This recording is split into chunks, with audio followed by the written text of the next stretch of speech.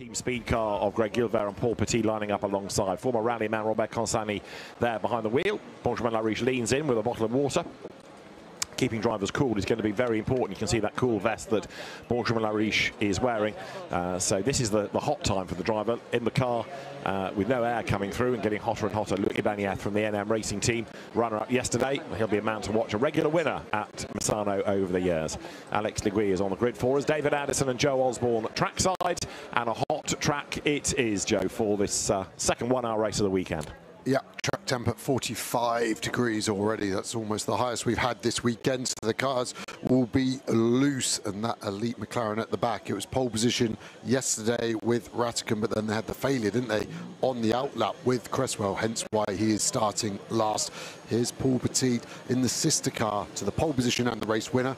It was a completely new car after that huge Spa crash they had last time out. Don't look like they've quite had the pace of the sister car this weekend, which hasn't been the story of the season so far.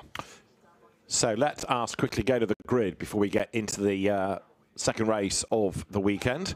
Benjamin Lariche and Robert Consani on pole position. They had a win yesterday as well. It's a good weekend thus far. Benjamin, here we are. You're looking very well. This is the best thing to be wearing for the temperatures. Here we are, pole position. Yesterday's race was absolutely brilliant. Ready to do it again? Yeah, I hope finish the race, scores good points to improve or keep the good advance in the championship. Yes, we're starting pole position with our teammate Paul. So.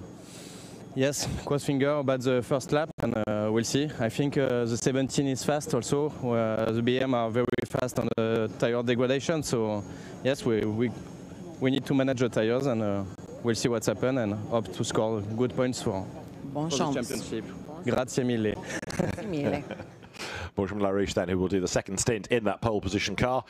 You've heard about 17 BMW, Benjamin Lecen starting. There it is, the white BMW on the second row as the drone hovers over the Julius Dinesen Aston Miller McLaren. Third row of the grid, the blue BMW Jagish Gedik. Behind him, the other blue BMW Gabriele Piana. Yesterday, Gedik and Ibrahim finished 6th, having started last on the grid, which was 38th. So a mega job done to scorch through the field. Yeah, 32 places gained, and this car DNF yesterday, so Aston Miller didn't get a chance to drive, so he'll be trying to prove his point today. There is Julius Dinesen looking in. Let's get back to the grid. Greg Gilbert is in number 8 Audi. Paul, Greg, another hot one. You boys are having a really tricky few races, aren't you? Is it time for redemption? Yes, it's time to score big points. You know, yeah, we lose too much points. We are far away to the leader. So yeah, we need now to score big points. Look out for Team Speed Car, but you know exactly what pace Lariche and Consani have. Do you guys think you have the pace against them? Yes, to be honest, we are. Paul and me, we are the speed to fight with them. So yeah, we need to prove that we can compete to Robert and Benjamin. Best of luck, boys. Thanks. Greg Gilbert will do the second stint today. Paul Petit already into the car, and the grid is going to be cleared shortly. We are within 10 minutes of the formation lap starting. There's a quick car, the BMW that Benjamin Lecen starts, and Ricardo van der Ende takes over for L'Espace Bienvenue. Benjamin Lecen, the Belgian driver, yet to put his gloves on, trying to keep as cool as he possibly can. Blowers being used just to get some air circulated through the car. You have a look further back on the grid, more BMWs, Porsche Caymans looking resplendent. You've got McLaren on the grid, you've got the Ford Mustang as well of Eric Evans and Marco Signoretti that needs to fight back within the championship, having really lost out yesterday, struggled for pace. Mercedes AMG represented on this grid as well. We've touched on McLaren, there's the Toyota GR Supra. 5-minute board now being shown. And let us not forget the Lotus as well in Pro-Am, which has had a class win this year. Stefano D'Este and Alberto Nasca starting. Had problems yesterday though. Yeah, early on as well, retired that car. Ginetta as well, just like Lotus, just a single entry from that manufacturer. They were strong and quick, but they went a lap down, didn't they? But they stuck with the leaders yesterday.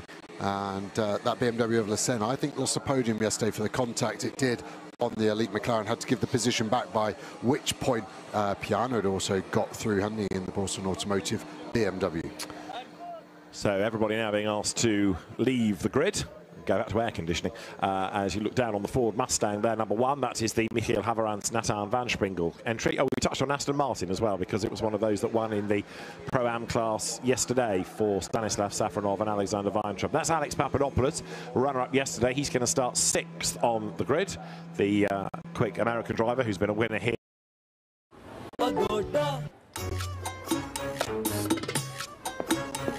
Team meeting, stress eating, veleyale, fully fried. Hill station, chillax. Vacation, increment veru 0. அடே விடுங்க இந்த பக்கோடாவை. இப்போவே book பண்ணுங்க அகோடால. 40 லட்சத்துக்கு அதிகமான domestic மற்றும் international hotels. அட்டகாசமான விலைகள். ஸ்ட்ரெஸ்க்கு லீவ் கொடுங்க. Apple, Shimla apple, Agoda. உலகத்தை சுத்தி பாருங்க குறைஞ்ச விலையில. லவ்ல டவுட் இருக்க தான் செய்யும். யார லவ் பண்றோமோ அவங்க ஜெனுவினா இருப்பாங்களா? எல்லாத்தையும் இன்வெஸ்ட் பண்ணிட்டேன். ஆனா அதுக்கு கிடைச்சது ஏமாற்றம். அதனால 100% ஜெனுவினா இருக்கிறத மட்டும் லவ் பண்ணுங்க. ஃபேக்ஸ் பத்தின கவலையா? மிந்த்ராவை நம்புங்க. 100% original brands. Myntra, it's you 2.0. You know, and yeah, I think that's the way to go about it. And you're an action man. I mean, this is just a different kind of action show, right? That's right. But I guess it's something I love to do, so I don't think of it that much. You know, just I go with the flow. So. Have a great race. Thank you so much. Thank you very much. Have a good day. You too. Ajith Kumar, who, as he says, goes solo. He wants the track time to himself, so dispensation is made for the Tamil actor, who's done over 60 movies and counting. Further down the other end of the grid, you're looking at the Berke Bejla Gabriele Piana BMW, and it is going to be Gabriele who starts. Actually, it's a surprise. That's only on the 4th row of the grid, but Gabriele Piana, a man to watch. He's doing double duty this weekend, racing in GT3 and GT4. Yeah, it's a hard transition to jump between such different cars, the GT3 Mercedes versus that BMW, lap time-wise, 10 seconds different. So jumping between, not easy, but Piana's been very quick at times this season, so it hasn't been a massive issue for him thus far.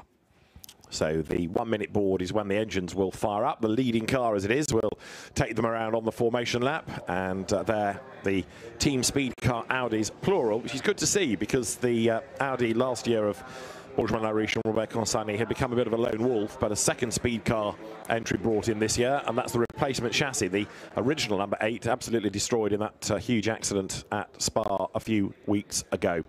BMWs are plenty as well on this grid, as we've touched on all the different brands as well. So it is an all Audi front row. McLaren and BMW on the second row, and the 1-minute board is now shown. That means engines fire up, and so everybody leaves the grid. Those last engineers stay there purely to fire up the engine. The grid is complete, nobody missing, no gaps, nobody needing to start from the pit lane. So we've said it before in the GT4 European Series this year, it is wide open. Yeah, it really is. Mechanics doing their final checks, but yeah, it's interesting with the Audi, isn't it? There's only 2 on the grid, and where are they? The front row. Now, as far as the global GT4 European Series points are concerned, this is BMW ahead of Porsche, Toyota 3rd, Mercedes AMG 4th, and McLaren in 5th. We have this great success of GT4 around the globe, so the manufacturers in GT4 being rewarded just as in GT3. 15-second board is now shown. The drone drops down there, you can see, underneath the gantry across the pit straight, and that will bring us some fabulous pictures, no doubt, of a very busy grid. Still doors are open as drivers try to get a bit of air in, bit of discussion between officials there. I'm worried with that at McLaren. They've got someone still working on the car, so they're going to get a drive-through penalty for that. Indeed. Why is that car not started? But yeah, the McLaren is a hard door to drive, sorry, to close by yourself as a driver. Looks like the Callum Davis, Charlie Hart car potentially from where it is situated. So question mark over number 812 that had a spin yesterday. Green flag shown then, that releases the cars now onto the formation lap. And there was another car a little bit further back with the door open. It might have been the Max Kronberg Porsche, but that's now closed. So everybody away. This is what the drone can see. Audi, and then BMW, which has jumped slightly ahead out of sequence of the Aston Miller McLaren, but down through turn 1. Real pinch point of the lap, that the first sequence of corners. Number 48 is being told to go to the pit lane to adjust the regulation tyre pressure, but it is Robert Consigny on pole position with Paul Petit alongside Aston Miller and Benjamin Lassagne next, with Yagish Gedich and Alex Papadopoulos on the third row. Gabriele Piana is next with Jan Duran alongside him. Then Mark Kastelich and Ruben Del Sart come next ahead of Callum Davis. We've got a concern over him, possibly for that door being open still. Mechanic working. Thibaut Mojica is next ahead of Clement Seiler, and then Michael Loboda lining up next. Alberto Nasca about to watch in the Lotus alongside Michael Haverantz, then Alexander Weitrup, winner yesterday in Pro-Am alongside David Kuhlmann.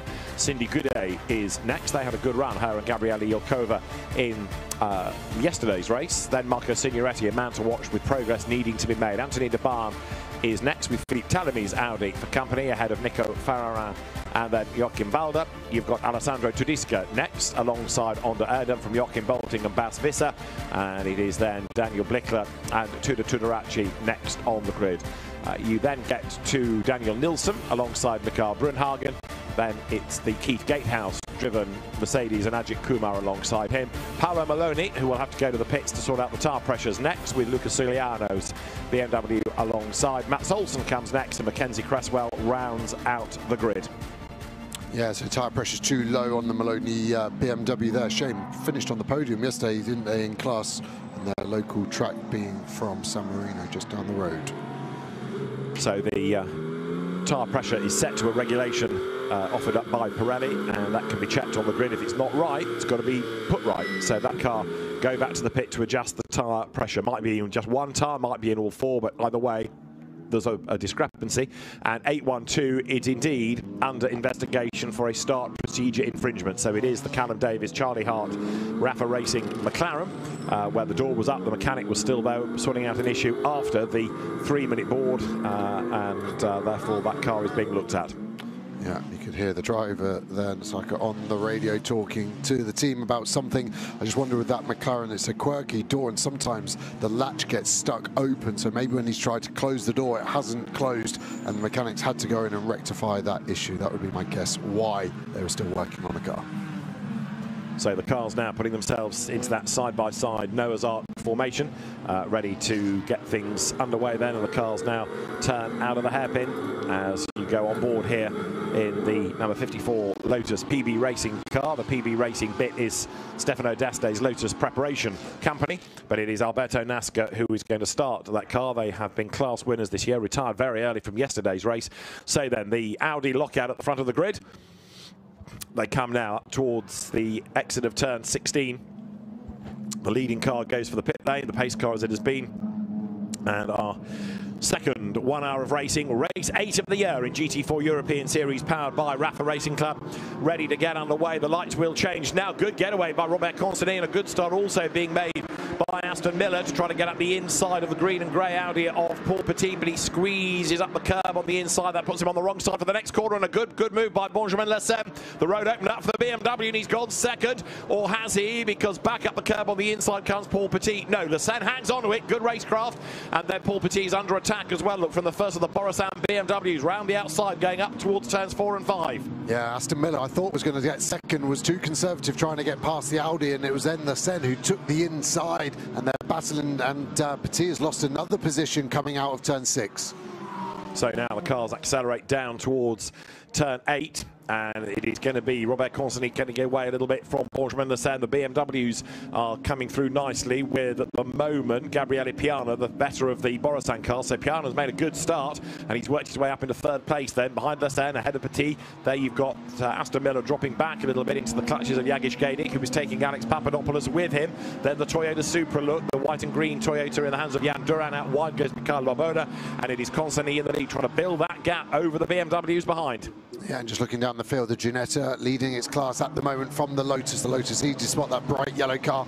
There is our class leader, the 51, and here we can see it from the 54 car. So this is the Pro-Am class, the green number background on your timing tower. The blue is silver, red is Am-Am. So at the moment we've got the slower drivers in Pro-Am at the moment, but it is a one-car battle, isn't it? One long train there going through turn 14. with Robert Consonny then at the head of that queue, and the drivers working their way up towards the end of the second lap of the race with number 19, the white Mercedes, and Mark Kastelic coming through behind Duran, who is behind Papadopoulos, who were way wide that time, coming over the timing line. So it is Consonny at the end of the opening lap from Lassane, ahead of Piana, Petit 4th, Miller 5th, Gedic 6th, Papadopoulos is 7th, Duran 8th, Kastelic 9th, Delsart 10th. And as the field then comes up through turns 1, 2 and 3, that first long S sequence, Consonny is not really getting away from the BMW. Benjamin Lassane pretty much staying with him as the whole field wriggles its way up towards turn 4 yet again. That's 54 Lotus. So Alberto Nasca 13th, and at the moment second in Pro-Am to the Ginetta. Look just up the road ahead. Yeah, looks like just got slightly more pace, able to pull away from the Lotus here. They're all weaving left to right. Misano maybe needs to defend. All cars have made it round the first lap. Mackenzie Cresswell in that yellow elite McLaren has made up 9 places from last place. As you can see, a battle going on there. The 74 Aston down the inside of the 99 Super with a big snap of oversteer. I think should about keep the place. Let's see then, so heading up towards turn 9, big slide coming out of the Aston, David Coolman's car. Here's the battle on in the background look as Aston Miller tries to fend off Jagish Gedic. The BMW towering over the McLaren and goes around the outside. Gedic with a brave bit of driving here, stands his ground all the way through Curvoni at turn 11, through turn 12 into 13 now, and he's got the job done. Nice move by Jagish Gedic in that BMW. Great move, really used the strength of that BMW to get round the outside of Aston Miller, and Miller hasn't had the best start here as he now down to 6th place, 3 places lost. Of course, he was on the back foot, no track time yesterday because of the damage. Some of the wheel arch flapping away. You can see where they got hit yesterday in the door. They've not replaced that on the race lab car, but that bit of trim will be fine. That will either fall off or stay like that to the end of the race. The race leaders then come over the timing line with Robert Consonny still in the lead from Benjamin Lassane. Over a second is that margin, 1.1 the gap. In 3rd place, Gabriele Piana with Petit 4th, and now as we've seen, Gedic up into 5th place. Best in Pro-Am, Thibaut Mojica Ginetta. Best in Am, Anthony Debarn BMW, and dive there by Alex Papadopoulos up the inside of 81 McLaren of Aston Miller, but again, no way through. Yeah, no pace for the McLaren whatsoever at the moment. Quite the opposite for the lead. Audi and BMWs are going with them. The first 5 cars, either an Audi or a BMW, their pace really strong. And it is that Aston Miller car now starting to drop away ever so slightly. Debarn still doing well in the AM class, looking down. Signoretti in the Ford is really struggling here. And just looking championship-wise for them, they need to go, as we see the 60 car coming to a stop by the looks of it, coming out of turn 6. That should avoid any safety car or full course yellow intervention if he can get reverse gear, even more so. On to Erdem at the wheel of it, and he's found the gap to park in. Another car going well in contrast, Mackenzie Cresswell. 38th he started, 27th he is in 2 laps. So Mackenzie Cresswell has got good pace today. Yellow flag for the moment, and then in that middle sector with on to Erdem out of the race. Paolo Maloney up from the pit lane start as it became trying to get himself up the order as there. Paul Petit is under attack now from Jagish Gedic, and up front, Benjamin Lassane has been caught by Gabriele Piana. So there's a BMW battle for 2nd and 3rd, and Gedic trying to get up the inside of Petit coming into turn 16. He's got the line for the corner and he's got the place as well. Brave stuff. Jagish Gedic goes by, gets the job done. So now BMWs are 2nd, 3rd and 4th as they come over the line. And Lassane has gone to the pit lane, is that right? So Benjamin Lassane shown as being in the pits. He was 2nd as he came into turn 16. And yes, he is in the pits and he's got a problem. Tyre related by the look of it. The right rear needing to be changed. So Benjamin Lassane from 2nd place has a tyre issue and he's in the pit road. Yeah, and I don't think that was contact. We didn't see anything there earlier on in the lap. So we've just had a failure. Always more likely at the start of a race when the tyre pressures are low. That's why we have a minimum tyre pressure. But the car's using so much curb here. Maybe he's just done that and it's popped it off the rim. So that's going to shuffle the order, and it gives Gabriele Piana a golden chance. He was catching Lassane anyway, maybe because of a tyre issue, but now he's up in the 2nd place, as you see number 5 there, which is Ruben Delsart, battling with Jan Duran in the Toyota Supra, and through on the inside line goes the Aston Martin. Next target then for Delsart's going to be Mark Kastelic in that white and orange Mercedes AMG just up the road. Lassane, by the way, is rejoining the race. So that car back on track, but will have lost a lot of time, and it needs a safety car to bring it back into the mix as you see Clement Zeiler go through, the quick Swiss driver. Yeah, the Ginetta's got some damage on the front. I worry for Modica here that he could be nursing a car, currently still leading the Pro-Am class, but the Ginetta behind this three-car battle has got some serious damage on the headlight, and that's allowed Davis to get down the inside, which has rear damage, so I think we might have found how that's happened, but it looks like it wants to come off. Yeah, part A and part B, I think you can work out, got together at one point. So the Ginetta into the back of the McLaren, the headlight's gone now, and more air getting under the bonnet of that car, more debris flies from it. So the Ginetta is going to persevere until the scrutineers say, oh no, enough's enough. So you can see how it's prising across the front. It is a left-hand drive car, so at the moment it's not too much of a visibility issue for Thibaut Mojica. Race leader is there, Robert Constany, who is 2.1 seconds up on Gabriele Piana, and Jagish Gedik third has done the fastest lap of the race as the cars dive down to turn one. There's the Lotus ahead of Marco Signoretti's Mustang. Alberto Nasca just being able to keep him at bay for the moment. Signoretti tries one side and then the other. Yeah, and that Mustang just wants to get past this Pro-Am car. That shows you the lack of pace. I worry for that Ginetta bonnet. There's only 4 pins. One's already snapped as Signoretti gets that move done. Rather robustly, really forced to open on that. No, I think we had contact there. Another car coming past us. The Aston Martin roughed us up. 2 places lost. Hopefully no damage for the Lotus. That was Weintraub getting ahead of NASCAR, and that's significant because they're in the Pro-Am class, both of them, whereas Signoretti is in silver. So we've got a pit stop window to come between 25 and 35 minutes. We're away off that yet as Robert Constany continues to hold sway up front and try to build that gap over the rest of them. 95 seconds being the mandatory pit stop time, and that's the race leader. Constany now comes down towards turn 11 at Curvone, with Gabriele Piana chasing after him and being fractionally quicker in sector 1 and an absolute best in sector 2. Piana is on a mission here. Yeah, fastest lap was this car though, the 11 car, so the second of the blue Borson Automotive car. Third place at the moment, 2 tenths quicker than the cars in front, 7 tenths quicker than Petit behind. So at the moment, really looking like we're going to get a 3-car battle building here. Can get it, keep the pace up, or is he working the tyre too hard too early? The BMW then is in third place in the hands of Jagish Gedik, and it's the fastest car on the racetrack right now as Robert Constany comes over the timing line, maintaining this advantage. It's a small one, but it's maintained at least over Gabriele Piana. 1.8 seconds. Piana now does the fastest lap of the race, and he's hustling on, bearing in mind that he started 7th on the grid, Gabriele Piana, so he's had a good first few laps. Benjamin Lassen, by the way, is just completely in no man's land. He's nowhere near anybody to make up places. He desperately needs a safety car to try to bring the BMW back in the mix. More Ginetta parts fly as Thibaut Mojica tries to get himself up now with Michael Loboda. They've already traded places, so you've got Loboda now in that BMW into the lead of Pro-Am, and it means that Thibaut Mojica is desperately trying to fight back. They've also both cleared the Mustang once again. Yeah, and I think that Ginetta finally lost the headlight. Must have just fallen out from the wheel arch. Does a track limit on the exit of 6 there. That will create so much drag, the bonnet lifting. That's got to be 3-4 tenths of a second as now the Mustang breezes past. The bonnet's getting more and more open, isn't it?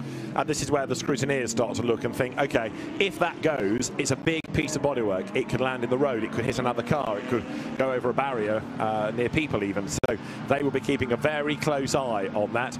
So too, in fairness, will the team.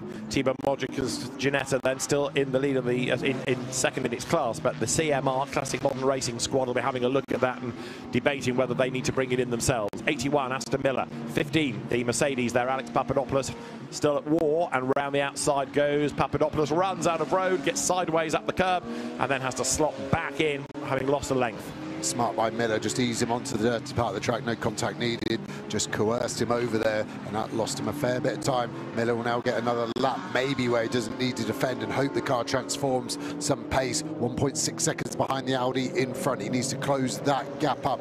Our top 3 pretty equidistant, aren't they, every time we look at them? And actually the 11 car, Gedik, who was the quickest, now slowest out of those top 3. So they're back onto the tail of the McLaren under braking. Comes Papadopoulos and a half dive to the inside at turn 2. That forces Miller offline this time. Doesn't give the opportunity at turn 2 for Papadopoulos, and nor really coming out of turn 3. The McLaren's still quick enough to be able to stave off the challenge of the American driver. Winner here last year, Luc Ibanieff, will take over 15. 81 is going to go the way of Julius Dinesen. The other car of 812, nothing has come yet by way of information as to the investigation of it being worked on after that 1-minute board on the grid. Right now, though, Miller on the defensive. Papadopoulos lines up a move on the inside and gets another face full of Artura. Yeah, Miller's really hanging on here. He's almost got to work out how much time is he losing. He's got to think about getting to the end of the race quick. It's not his position here at the moment. I'd say he's lost nearly a second this lap in the defence and attack scenario of this battle that rages on, runs slightly wide there. That could give the Mercedes a chance down this back straight. And the flash of the lights didn't do very much either, did it? Here they come then, and now the Mercedes does go through. McLaren looked wide and had a wheel on the dirt, but that was easy for Papadopoulos, so he was able to go powering past coming out of turn 10. There is the Mercedes AMG then, and Thibaut Mojica's Ginetta, a driving standards warning flag is going his way for the incident with 812 Callum Davis's McLaren. So Papadopoulos gains a place, that puts him 5th. Another Mercedes going nicely is Mike Kastelich, isn't it? Here in the white car, coming up then towards the end of the lap. That was 13th in yesterday's race, and right now running 7th. Yep, and he's brought Ruben de la Sarte with him as well, so Miller will not be looking in his mirrors favourably. And actually, there's almost a 7-car battle catching him now, isn't there? This is going to be a hard stint for Miller. He's the fastest McLaren out there, but that McLaren seemingly no pace. Down through turn 1 they come there. That is number 96 of Mikael Loboda, the car that is leading in Pro-Am. So Loboda up front in that Simpson Motorsport BMW, which was quick yesterday, but then had a penalty late race. And Marco Signoretti trying to rebuild not just the race, but the championship assault in that Ford Mustang. Really good at the start of the year with a win in Paul Ricard, win at Zandvoort as well, but it's not been able to replicate that. The bonnet on the Ginetta looks all right, but that's a slow part of the circuit. Now the speed builds, so does the airflow, and you can see it getting further and further and further lifted. From the left it's okay, from the right all the air getting underneath, and it drops back down again as the car hits the brakes. Yeah, fiberglass material is going to be starting to fatigue, isn't it? So it's being pinned down by those bonnet pins, of which 3 of the 4 are remaining.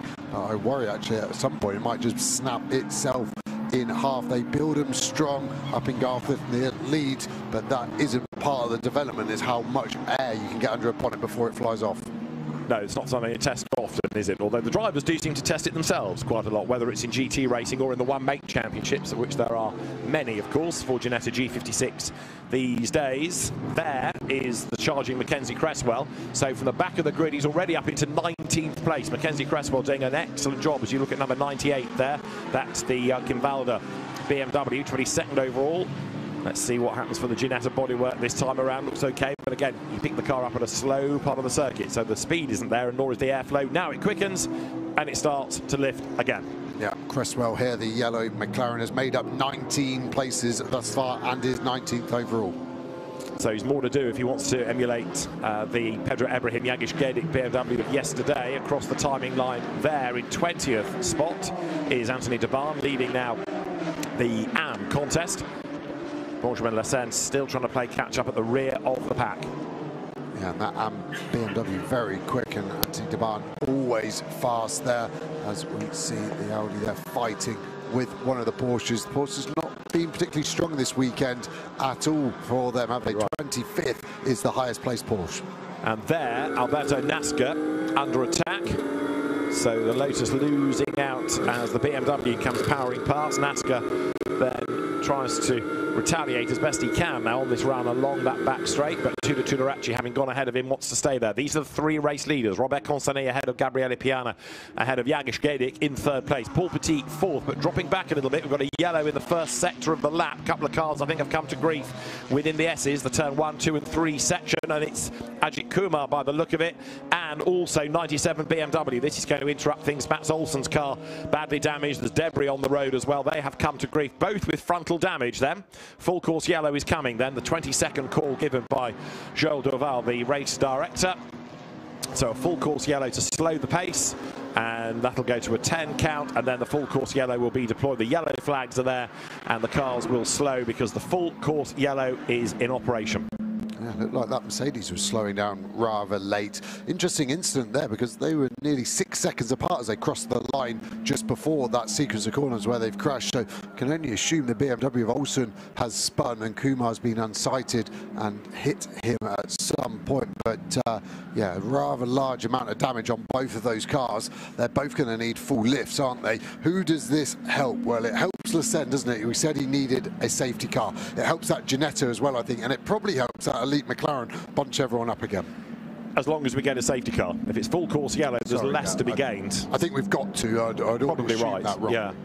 The amount of coolant. Yeah, there's liquid all over the road as well, lots of bits of debris. The Porsche of Ajith Kumar is off the road, but it's still in a vulnerable place if anybody else were to go wide. So, yeah, just the sheer length of time needing 2 recovery vehicles, not just one. I think you're right, we will go to safety car ultimately, although the different tyres that we have from Pirelli these days have often meant that full course yellows are followed by green, but it may well be that with liquid on the road, Race Direction prefer a safety car, and hopefully this isn't going to delay the pit window. We've got enough time, I would have thought, before we need to think about delaying the window.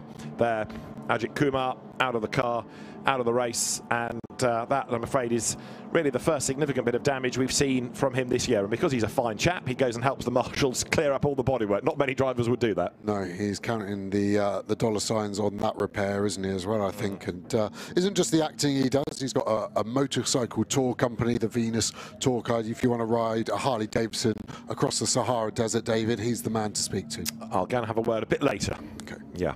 So Robert Consony then up front, and having worked hard to try to build a gap, it was being eroded anyway, but if we go safety car, it will disappear altogether over Gabriele Piano, who's had a very good first stint. There in 3rd place, Yagish Gedik, in 4th place, Paul Petit, and in 5th spot in the queue, Alex Papadopoulos, as the cars coast their way down that back straight towards turn 11.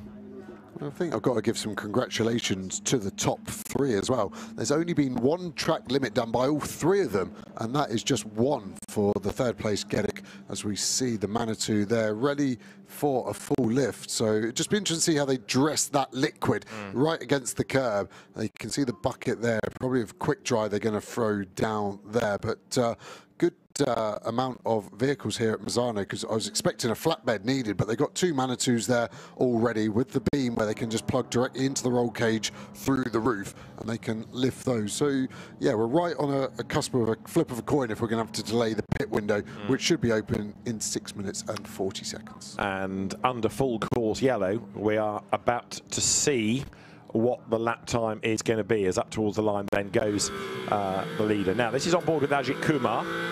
So the BMW spun on the exit 2, you can see it, and he just hasn't seen it at all. All I can say is he's looking down at the dash or something, because the visibility of that BMW was good. He was just hyper-focused on hitting his apex and maybe looking at the plethora of information on the dash. But first year of racing at this level, that's a learnt lesson for Kumar. And you're right, we are going to go safety car then. So this full course yellow morphs into a safety car, and that is good news for some, bad news though for Robert Consony, is it not? As now we're not under safety car conditions yet, and it might only be 1 lap just to bunch people up and get the tyres back up to temperature, rather than a sequence of laps behind the safety car. But full course yellow conditions prevail. Safety car, remember, can go faster than you're allowed to go under full course yellow. So once the road is clear, a lap behind the safety car, maybe 2 before we go back racing again. But yeah, Ajith Kumar, as you say, totally focused there, came through the corner, and all of a sudden, nowhere to go. Yep, that would have been a shock for sure. And yeah, luckily the drivers these days have got to wear the hands device. You can see Kumar there holding it to his hand, so that would have stopped a big old bit of whiplash. Even at that impact, I would have thought would have been 4-5 G most probably. So your head weighing 5 times more than it usually does can hurt the old neck. So the cars here coming down towards the end of the back straight, and you've got there the damage on 97 BMW. So Mats Olsen's car being taken away. That, in a sense, was the catalyst. It had spun, and then Ajith Kumar through the corner suddenly found himself confronted with a stranded BMW. So safety car on track, but we have not yet had safety car conditions confirmed, because only when the track is clear will we go to safety car for effectively 1 lap to quicken the pace and then let the field go. Tracking that Porsche, but the rear axle's fully locked. The team won't want to see that AV Racing. That'll be putting a load of stress through the drive shafts. They're just focus on getting that car repaired as quickly as possible. The marshals, they're rubbing in the quick dry to try and get rid of that coolant. The coolant very slippy, not just normal water, so it wouldn't evaporate as quickly even on a hot day like today. So the marshals having to address that, and we're definitely not going to go green next time by. So I think we've got 2 laps under safety car, and the window is going to need to be delayed by 3 to 4 minutes, I suspect. So race control will be looking at the situation on track, and there you've got then Robert Consani, the race leader, with that gap potentially to disappear once everybody starts to bunch up behind the safety car, as the field then now comes again up over the timing line. Safety car is on track, but we have yet to get safety car procedure employed.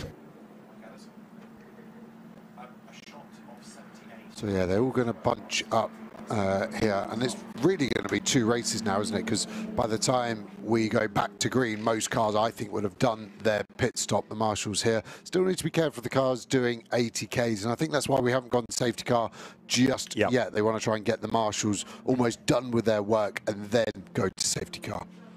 So through the car's turn, and yeah, there you can see how the gaps have opened up. The speedy dry being put down just to soak up the liquid that came out of the front of the Porsche. Now there is number 78 McLaren and Mackenzie Cresswell.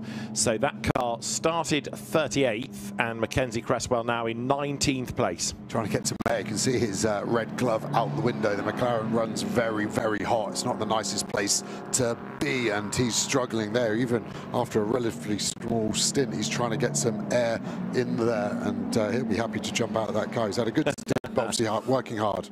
And he's going to get even better potentially, because when we do go back racing with everybody tightly bunched, there's another place or 2 at least to be gained, one would have thought, before the pit stop. Now we are 2 minutes and change away from the window opening under normal circumstances, and it does look as though that is going to be delayed. That's rather bad news for Mackenzie Cresswell, because he's going to be in the car for a little bit longer in these very high temperatures. Temperature now 31.1 degrees, and the track temperature 47 degrees. And this is where the drivers at a slower speed are really going to feel the heat. Pit window is postponed. Confirmation. Yeah, and drivers getting ready though. Ibrahim there with a mega stint 1 yesterday. Will be excited to get in the car in a much stronger position inside the top 3. Can they have a race win? Looks like the Mercedes there. It's 80k, slightly slower as we go to safety car, so it completely negates that issue. All gaps will close up. And potentially just 1 lap once the crocodile is formed before we can get the cars back to racing then in our second GT4 European Series race of the weekend. This gives the drivers now a chance to go faster than they are allowed to do under full course yellow conditions. So safety car now, pit window is postponed, but hopefully we'll only need a lap really, because the speed can be easily achieved, and on a hot day like this it'll take a bit less time to get the warmth in the tyres than a cooler day and a cooler temperature. So drivers getting crash helmets on, confidence that the window has been postponed, but they still need to be ready anyway. Yeah, Charlie Hart and Dinson there, the 2 RAFA McLaren drivers taking over from Aston Miller, and Davis respectfully there. And then interestingly, Davis still didn't get a penalty, did he, for that door being open? So it's being looked at. I think we can almost forget about that now. It feels like they've had long enough to decide, and they've given them the benefit of the doubt. So over the line they come. You can see vigorous weaving from those Borisov BMWs as Gabriele Piana and Jagish Gaidik try and get the warmth back into the tyres, and the pressure's up again. Paul Petit running in 4th place. Stefano D'Aste is good to go, the former Alfa Romeo racer, now Ace Lotus preparer. And the PB Racing team will be ready to cycle through the pit stop. So the pit window is postponed. The safety car will be in this lap. So we will await confirmation as to when the window opens. That's going to be communicated to the timekeeping service so they know when they are allowed to show it. And we've just seen on our timing screen the pit window just move back a little bit. There's a block on the timing display that shows when that window is, and it's gone back a couple of minutes. So that will be confirmed by the race control team, which is rather busy at the moment with different messages to different people and making sure that the safety car knows it is due in this time. So the pit window goes back around about a minute and a half or so. You've got the Ginetta still with that damage. They're not much other than sticky tape they can do in the pit stop on that, but just a lot of tape to try and hold it down to the end of the race. Yeah, the old tank tape special there. They'll get a plaster effectively, probably 10 strips wide, all stuck together, so they can just put it on as one. As we look at the Pro-Am Cup leaders that took over from the Ginetta, that lead, and they've been quick, haven't they? And the top three all running together there.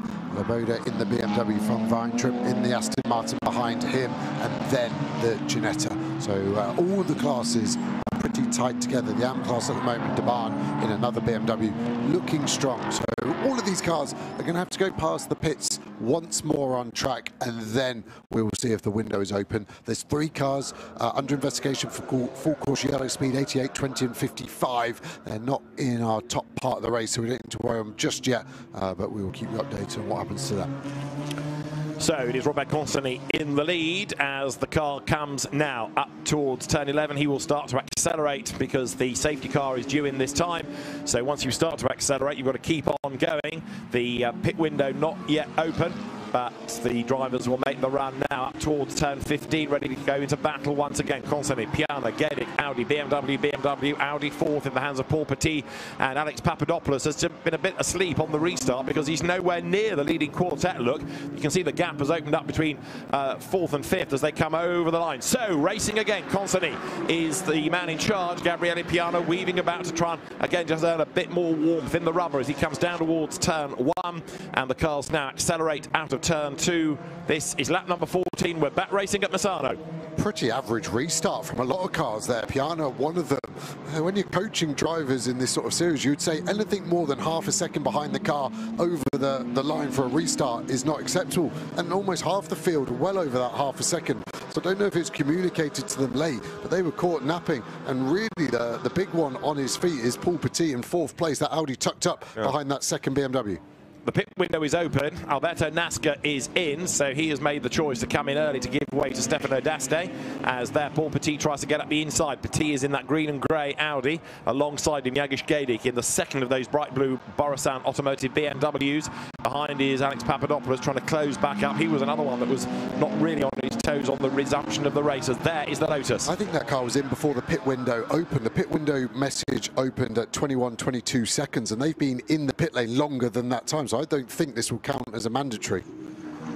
So the Lotus may have come in for a problem anyway, because it's still there. Let's see. But you're right, it was in a fraction early. As round the outside there goes Marco Signoretti to try to move ahead of the McLaren, which he does. So nice move that ahead of Callum Davis in the trim flapping McLaren that then gets up the curb, and that off the road is the Cindy Goudet Toyota Supra, trying to get back onto the circuit, carrying on in the race, but inevitably when you bunch up the field it all gets busy. To the pit lane comes the number 11 BMW, Jagish Gedic. Back into the race goes the Lotus, Alberto Nasca, but with a question mark over the veracity of that pit stop. Yeah, I think they just banked on the window not getting postponed, and it definitely was in 12 seconds too early. My calculation, the Borson Automotive car going pretty much all the way down to pit lane. That car of Cindy Goudet still going very slowly. And what happens here? We're at turn 8, and was that the Ginetta again in the back of a car? Definitely contact. I don't know if the Ginetta was the instigator or was just there getting swept into the moment, but the Toyota with obviously some damage at stopping it going fast. Right, lots for the pit lane this time, apart from Pedro Ibrahim. Tudoraci is in, Balder is in, Ferrara is in, Hendrik Steele is in, Alex Papadopoulos is in, Jan Durant is in, Callum Davis is in. So there's a real shuffle of the order as you look there at the car that Pedro Ibrahim will take over, and there's the damage. I thought the Toyota went up the inside of the Ginetta, but the net result is you can see damaged suspension, that car with a wobbly wheel heading back to the pit lane, and there is a big question mark over that Lotus pit stop right now, incidentally. So yeah, the pit stop has been done, but coming in too early. Now we've also got a car that's got a 5-second penalty for track limits, and it's the Ginetta, is it not? So 51, Thibaut Mojica there having a new tyre put on. He's got a puncture and he's got a penalty as well for track limits.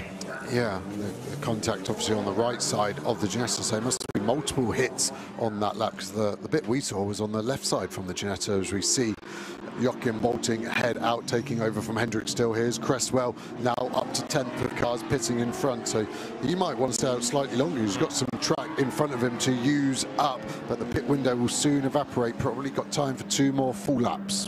So over the line now goes Robert Consani in the lead of the race ahead of Gabriele Piana. Paul Petit staying out a little bit longer as well. Aston Miller fourth now. And then there's, of course, the other aspect to all of this. Traffic gets in the way. So some of the leading cars finding back markers coming out of the pits after an earlier stop in the way. Mark Kastelich comes in. He will now give that car over to Elias Niskanen, the Mercedes AMG. Others coming past, either to leave the pits or to come into their pit box. Driver change continues. This championship with the same pit stop time for everybody. There's no compensation time for doing well in previous races as we get in GT2, for example. So with different pit regulation. Consani through the traffic there, gets up past the Vinnie Beltramelli Porsche Cayman and accelerates now up towards turn 9 with 29 minutes, a little under, still to go. A load of dust kicked up on the apex. That was quite bizarre. The Ginetta lost nearly 30 seconds in its pit stop, having to change tyre and fix the damage, so don't expect them to be on the Pro-Am podium anymore. And these leaders now starting to catch some of the back markers, aren't they? Will that change their strategy, whether they should pit or not? If they lose any time behind those cars, it would have been better to box early. Number 11 has made its Joker pit stop. In other words, it's a little short, but you've got that 1 second tolerance as the cars then here come up towards the hairpin once again, and they're second with back markers in the way this time, Gabriele Piana. So he's dropped back a little bit in real terms from Robert Consani. Now we'll see whether the leader comes in this time. Consani is going to pit, and Gabriele Piana will not be that far behind in the BMW, looking to see whether there's a blue flash into the pits. There is, so the BMW is in a lap later than the sister car, but at least that means they don't need to double stack. So the gap comes down a little bit into the pit lane, does it not? But Piana comes towards the Borusan Automotive Motorsport team, as down to Team Speed Car goes Robert Consani, and Aston Miller now leads in the McLaren. Yeah, Signoretti stays out as well, so does Lombardo, which is an interesting strategy. They've gone longest out of all the Pro-Am cars, and it'll be a proper race in pit lane here. Oh, it's close for the mechanic there, getting taken up by the other speed car, Petit. I don't think he was watching him. That was on the car controller. Petit knows he's got to get the car in, and the car controller just oblivious to another car. And of course here you've got to be mindful of other people stopping around you. You don't want to get hemmed in. There's just about enough space, isn't there, for when that car of Beke Bechler has to rejoin. The car controller is ready with the lollipop, as through the traffic then now comes 81, which is the on-the-road leader, Aston Miller, by just under 2 seconds from the Aston Martin behind in the hands of Clement Seiler. And here number 11 back in the race after the pit stop to change the driver. It's Pedro Ibrahim, started at the back of the grid yesterday and got up into 6th place. So he's not had to do the 32-car overtake today, or they haven't as a team, but it's been in the mix right from the get-go. Luke Ibaniev, by the way, into number 15, replacing Alex Papadopoulos. Absolute best Sector 1, personal best Sector 2 on his first flying lap. So that Mercedes could well be a factor. Of course, the bunching up of the safety car helping them, and there in the background is the NM Racing Team Mercedes. Down towards turn 1. And the McLaren of Mackenzie Cresswell has pitted as well. It's going to be tight, this, isn't it? I think we're going to have the BMW side by side, and it is actually the car that did the undercut there that's going to get the advantage. But you're right as well, the pace of that Mercedes of Ibaniev has been really, really strong, and don't count him out of a podium charge here, as Ibrahim now ahead of Bessler. And that shouldn't really have happened given the way that Piana was ahead in the first stint. So the BMWs, as you say, switching on the pit stops. 1 minute 1:34.6 for the Ibrahim car. What about number 12 BMW? Now that that's put Beke Bechler into 35.3, so a little bit of time lost by maybe the Bessler drive out compared to Piana coming in. Now Ibaniev straight away on the back of Bessler. He's been in that car for a little bit longer. He's up to speed. There's a gap on the inside, and Beke Bechler having a tough outlap here. He's in danger of losing the place. Yeah, I think the straight line performance of the BMW will save him this lap, but Ibaniev will realise he needs to get on with this. If he wants to win the race, he's got to clear 2 BMWs, and then what could he do about the Audi in front? Also, drivers needing to be mindful of track limits as well, which tally up as the cars come now towards the hairpin. So the BMW's different order, but still running as a pair. And again here, look, Ibaniev tries to get up the inside of Bessler. Well, that's the outside line really for the next corner and the one after that. So the Mercedes can't make it work, and Beke Besler defending well, all of which is helping Pedro Ibrahim to get away. We need to see what the gap's going to be, though. Benjamin Lariche to Ibrahim. So it's a different BMW second, and it's not that big a gap either. No, it really isn't. And Ibanez starting to look a bit desperate, looking too many times. The problem is you cry wolf then, and Besler will almost stop looking in his mirror. If you're looking every corner, then yeah, you've knocked once too many times, and it sometimes makes the overtake harder. But Ibanez has got a run here. Can he do it on the brakes as they brake for T4? The Toyota of the Swedish drivers, the Brunhagens, 5-second penalty for track limits. That'll be factored in at the end of the race, as there you can see Ibanez getting himself onto the back of the Beke Besler BMW. Pedro Ibrahim getting away. Aston Miller is in. Clement Seiler is in. Marcus Signoretti is in as well now, out of that leading group, as the leaders come into turn number 8. And Ibanez is struggling to find a way past at the moment. And while he's struggling to get past Besler, so Ibrahim in the other BMW, there, the first of the two coming up towards us, is getting away. But that said, Lariche is also extending the gap in the lead.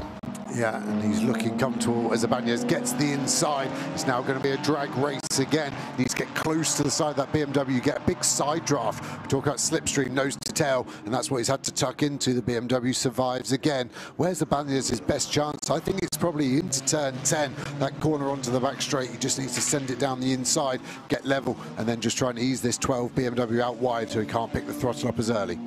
So they come now into the hairpin. So Beke Besler still hard at work, keeping at bay Luke Ibanez, who's been a GT4 mainstay for a number of seasons, initially in a Ginetta, but then switching to the Mercedes a few years back. Very, very successful indeed.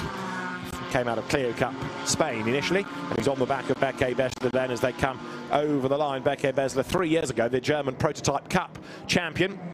Gabriele Piana, the 2023 GT4 European Series champion, did a good first stint in that car, but not a great pit stop. So a little bit of time lost, and that's what's helped switch the BMWs over. And you can see Pedro Ibrahim up the road, driving away from them. Pedro Ibrahim knows this circuit pretty well because he was last year's Italian GT Sprint Pro-Am champion. There is Eric Evans rejoining in the Mustang, and back into the race also now comes the white RAFA Racing Club McLaren. 7 seconds too slow on the pit stop, and that's why they've lost a place to the Mustang, so not a good pit stop for the previously driven Aston Miller car. Right, so the order continues to shuffle around with these pit stops, and the window now is closed. So if you haven't done the stop by now, then you're in big trouble. Race leader is still then the Team Speed Car Audi in the hands of Benjamin Lariche. In second place, Beke Besler's teammate Pedro Ibrahim. There you've got Besler third, and fourth is Ibanez. And then let's see what's going on behind in fifth place. Then it is going to be now Greg Gilver in the second of the Team Speed Car Audis. And look at the gap those five have got over Baudouin Datou, who's taken over from Clement Silas. It's quite a big gap the leading quintet has continued to have. Yeah, 4.3 seconds. Gilver in his own air completely. We said at the start of the race they don't seem to have the same pace as the sister car. Don't know if that's a new car issue. They're just trying to get it dialed in as well as they did the old chassis before that big Spa crash. But Ibrahim definitely has lost a bit of time this lap, and it seems like it's all closing up behind him. And I think, again, we're just seeing the transformation of pace as the tyres change, and the driver pushes potentially too hard and burns it up. And at the moment, Lariche will be managing this gap almost perfectly. 2.2 seconds, now nearly 2.5. So here they come up towards turn 16. You can see number 7 there, Stanislav Safronov, trying to take a second victory of the weekend in Pro-Am, and he's all over the back there of the Josh Rattigan driven McLaren. So Josh Rattigan goes into turn 1. All over the back of him is Stanislav Safronov. See how much curb the elite McLaren's using, and that's what they were saying could have been the failure in qualifying as the battle rages here for 7th place. You've got the Mercedes with the Aston right in the rear of it, and this is becoming a big battle. And that's a change because Niskanen has got ahead of Datou, so the change has happened for 6th place. Elias Niskanen ahead of Baudouin Datou. Meanwhile, out wide there goes the McLaren in the hands of Charlie Hart, and just about hanging on to his place is Josh Rattigan as Stanislav Safronov's car comes up to the outside line down towards turn 8. Also in this battle pack is Roberto Faria in number 5 Aston Martin. So Elias Niskanen is under attack. Look, Baudouin Datou to the outside line to try to retake the place, but he can't do it. Niskanen staves him off, at least for the moment. Does he go wide? He does. Up the inside goes Datou. So two very similar front engine cars. It's the Mercedes fractionally ahead, but on the outside line. So Baudouin Datou, who was ahead at the start of the lap, trying to hang hang on to that place. He's got the inside line for Covoni, the next the right-hander, and he's done it. He's gone back ahead. A bit of the floor hanging down on that Mercedes as well, so we need to make sure that doesn't get any worse. Like the Ginetta bonnet, that can start to flap more and more. He's fighting back. He's trying to get to the inside. The car's squirming, under braking. The ABS helping them up, not locking, but the car's still struggling to get stops. And the Aston looks good in straight, but the Mercedes looks nice and positive in the corner. Dive into the inside there, Roberto Faria. So all of this is in the Silver Cup, but it's for 6th place and back. So Baudouin de Two back ahead of Elias Niskanen as they come across the line. Then you've got Roberto Faria side by side with Charlie Hart in that white McLaren. Behind the pair is Adrien David in the Toyota Supra. Niskanen again tries to go around the outside at 1, the inside for 2. He got the move done here a lap ago, and he's done it again. So Elias Niskanen goes back ahead. Let's see what happens here as a big lose. Roberto Faria tried to get up the inside of Charlie Hart. Did they touch? If they didn't, it was close. But it's the Aston that spins. Yeah, well done for Charlie Hart there. He left enough space. Faria tried to send it down the outside, and then that turned to the inside of 3. It just didn't work for him. Charlie Hart took a slight tap, but survives. There's a bit of damage on the front of that McLaren as well. Didn't spot when that was done. Henry David as well in the battle, and Rattigan still defending from the Pro-Am car, Safronov. Trying to gain ground, but quirky, isn't it, in a sense? A lot of overtaking done early on by that McLaren. Different driver, different stint, different opposition around, and it's struggling to make up the ground. Keep an eye, first of all, on Niskanen's Mercedes making its move, but then Roberto Faria, I don't think there was contact as he got... There's contact at the next right now. I think did he not already lost it? Yeah, no, I totally agree. He was already spinning and the contact happened because he was spinning. But yeah, I was just worried that Charlie Hart might pick up some rear right damage, but McLaren seems to be strong on that side. As there is number 7 then, Stanislav Safronov, all over the backs of Josh Rattigan, and Safronov needs to pick his battles here. He doesn't have to get past Rattigan, he just has to stay ahead of the class opposition and take a second win of the weekend. That is Jean-Mathieu Leandri, who is leading in Am, and thereafter a second win of the weekend as well. Jean-Mathieu Leandri and Anthony de Barm, the 2 drivers of that very successful BMW, looking for win number 5 of the year. Yeah, going really well, aren't they? And I think Safronov is a bit worried because the Pro-Am second place car is now only 3.5 seconds behind because they're battling so hard in that pack. They are worried about it.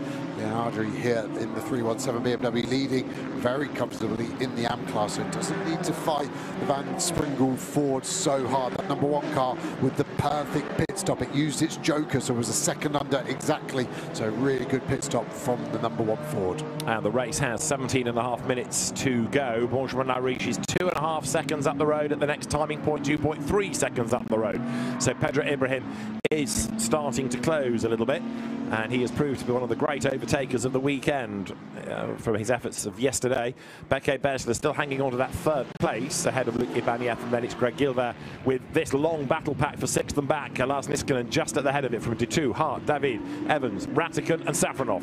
Yeah, Safronov looked stronger, didn't he, a few laps ago? Doesn't seem to be able to put the move on Rattigan like he was trying there. You can see the headlight flash from Ibanez. Those 3 have bunched up, so after a very strong start to the stint, Ibrahim now starting to lose pace. There's 4 tenths between these 3 cars equally at the moment, and this will be interesting. There's 3 cars fighting for the final 2 podium positions. Roberto Faria, that we saw having a spin, he's also being looked at for the pit stop of the number 5 Aston Martin as the race leaders then work lap 22, and they're coming towards the end of it now. They're down towards turn 16. The BMWs are getting themselves back together, aren't they? Ibrahim, remember, had quite a big gap a few laps ago after the pit stops, but now 0.6 of a second is being nibbled away. 0.4 at the last timing point, and as they come over the line, it's down to half a second. So the BMs are getting closer, and Ibanez on a big push, coming quick through turn 1. Tried the inside at 2, that was not on. He had so much speed there. It looked like a GT3 Mercedes. He was able to carry so much, but that will be worrying for Bessler, that he'll be now thinking, well, what's that Mercedes got grip-wise? And it seems like he's down the inside again. This could be a move done. It'll be side by side for a while. Ibanez, I think, backed out of that one, realised that was a high-risk point of contact potentially, but that has let Ibrahim get away slightly, nearly now a second ahead of this 2-car battle. So the Mercedes AMG making that run again down the back straight towards the kink at 7, the corner of Quechua, turn 8. It's a long corner, and then that slight climb up to the other side towards turn 9. It's a very flat circuit. This is about the 1 elevation change over the crest, and you can see there the Mercedes AMG of a rather frustrated Luc Ibanez. He has not found a way, has he, to get past Beke Besler. Tries he might, and again he gets a tighter line plus the curb usage up the inside at 10. but the BMW has good drive the other side of the corner. Thinking BMWs, remember the one that had a puncture very early on? Ricardo van der Ende took over from Benjamin Lessen. Safety car helped them. They're back up into 25th place overall. And there are a couple of cars being investigated for the safety car restart, but they are not affecting the lead battle. Continue the BMW theme, the 23rd place car, Maloney, had to come in the pit lane, didn't they, for the tyre pressure issue. They've had a good race, so they're well up there as well, 6th in Pro-Am. Except they're under investigation for the safety car restart. They're one of the two teams currently being looked at, the other being the Brunhagen Toyota. So could be a bittersweet race this for the Maloney family, the locals from San Marino. Over the timing line then goes the race leader, Benjamin Lariche, 2.5 seconds to the good over Ebrahim. And now that Ebrahim is falling back into the clutches of Besler, that's playing into the hands of Lariche. He's building that gap again in the Audi, and we've got 14 minutes of the race still to go. Yeah, and still this huge 7-car battle pack behind them as well. It's still Nissan in front. Bagnes, again, just looking too often almost. I think he needs to save up for one big move. I think turn 10 is his best chance. You've seen him go down the inside, but he needs to go later on the brakes and miss the apex, but then force Besler to go in deep. So he needs to get a really good drive out of here at turn 8 and then just try and sling it down the inside into these next couple of right-handers. The Charlie Hart Callum Davis McLaren is being given a 10-second time penalty for a start procedure infringement. So remember, we saw the car with the mechanics still working after the 1-minute board. The door was still up, and because that is against the regulations, a 10-second time penalty that's going to be added on at the end of the race. Then the car is currently in 8th place. And with reversible top and 20 years warranty of Kurlon Duo Rest, keep switching the top of your mattress between firm, soft, and make your life hula hula.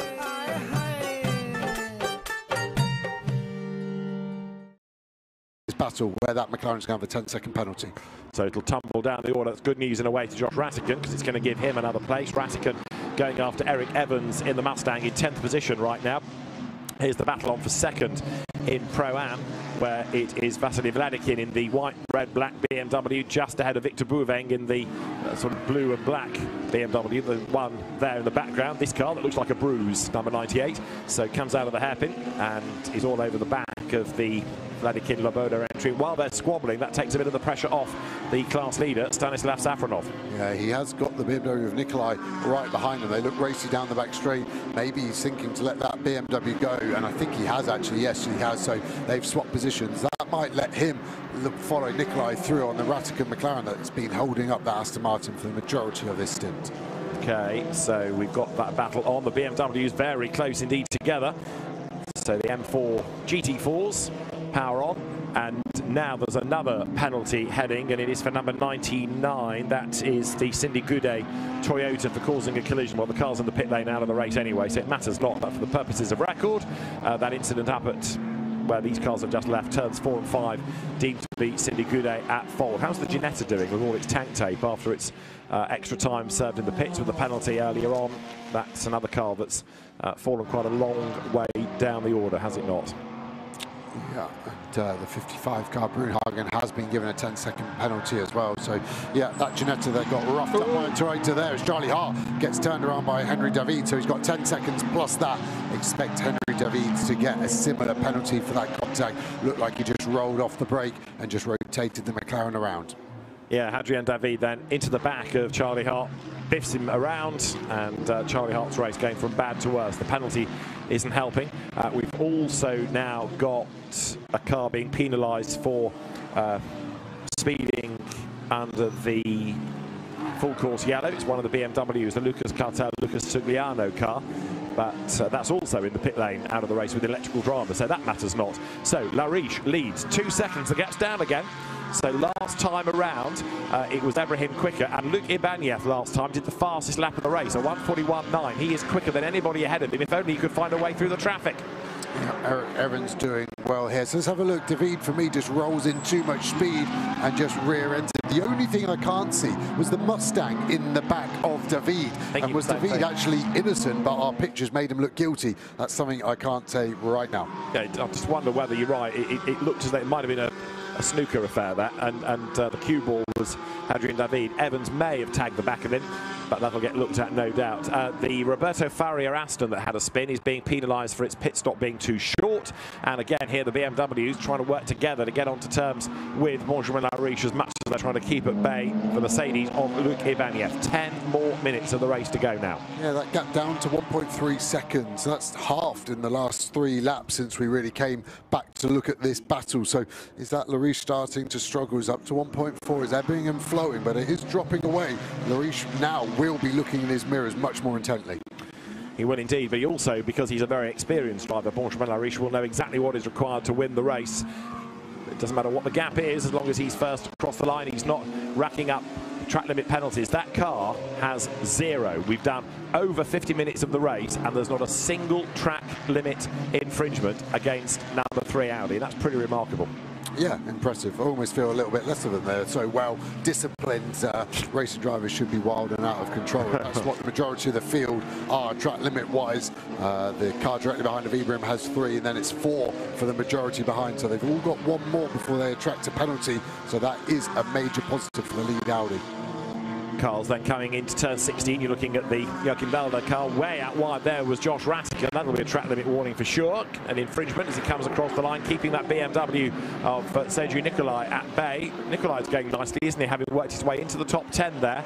A car that we don't often see up in that leading gaggle, but Sergio Nicolai and Tudor Tudoraci, the Romanian drivers, going very impressively. Henry David lost a load of time on that last lap. That's put Safronov down the inside. Safronov needs that because look at the Pro-Am cars behind him. They were running 1, 2 and 3 as they crossed the line. He's now got David in between him and Vladikin and Buving. But this Pro-Am battle is going to go interesting. Lead battle now down to a second. We've got lots to look at Pro-Am and overall. With 8.5 minutes on the clock as the leading cars are on the run to the end of the middle sector. There then is 310 BMW, Sergio Nicolai keeping Stanislav Safronov at bay. Hadrian David's car starting to wilt. It's been involved in a couple of incidents, but it doesn't seem to have the pace to be able to fight back against the Aston. And a change the BMWs there. Victor Buveng to the inside of Vasily Vladikin goes through up towards turn 10. Nicely done, although Vladikin switches sides, tries to get back up the inside. Victor Buveng, another experienced driver of GT4 cars, so trying to brave it out on the outside line as they come now down towards turn 11, and he has managed to hang on in there. Class winner in the Nürburgring 24 hours, for example, Victor Buveng. Did much of his racing initially German championships, and that's Ricardo van der Ende off the road in number 17 BMW that had the early puncture. He had risen to 21st, and that drama was, I suspect, not self-induced. Let's have a look. Bang, he got maloned.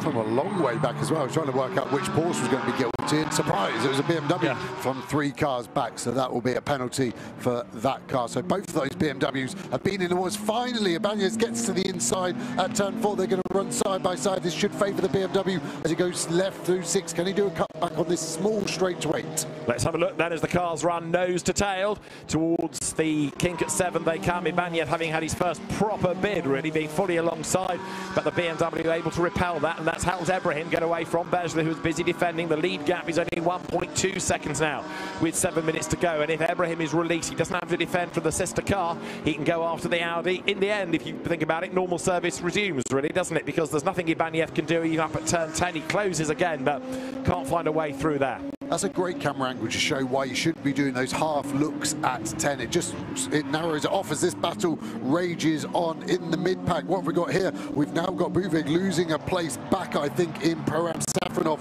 is back past the BMW of Nicolai as well, and David is right in the mix of this Pro-Am second place battle as Buvig takes it back, but potentially is going to get the cutback done on him. And also in the middle of all of this, with now Safronov having got himself up past Sergio Nicolai, that means there are 2 cars between the top 2 in Pro-Am. So there, the Aston Martin of the class leading Stanislav Safronov. That's the opposition, number 6 BMW, trying to go around the outside of Hadrian David's Toyota, but he keeps on coming, does Vasily Vladikin. He's on the wrong line, really, and the Supra leans on him.